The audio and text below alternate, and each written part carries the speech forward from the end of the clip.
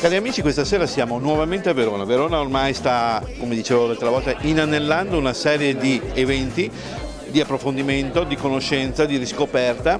L'altra volta eravamo a parlare delle origini del vino. Certo.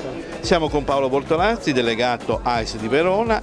E Paolo, questa sera un'altra chicca. Leggo qui sullo schermo Enjoy Experience Collio. Quindi usciamo un attimino dal Veneto, conosciamo qualcos'altro e portiamo qui degli amici che sono vicini, perché parliamo del Friuli Venezia Giulia.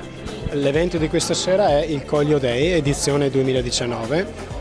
Un evento organizzato dal Consorzio Collio, ovviamente, che ha l'obiettivo di diffondere i prodotti vitivinicoli del Collio.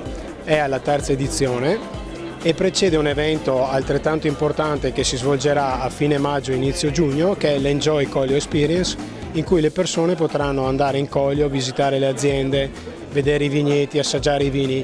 Quindi questa è come una specie di anteprima itinerante. Perché dicevi che siamo stasera in contemporanea più di una decina di delegazioni dell'AIS. Sì, sono esattamente 10 delegazioni AIS in tutta Italia, 2 per il Veneto, Verona e Venezia, e le altre sono un po' sparse, abbiamo Torino, Bologna e quant'altro.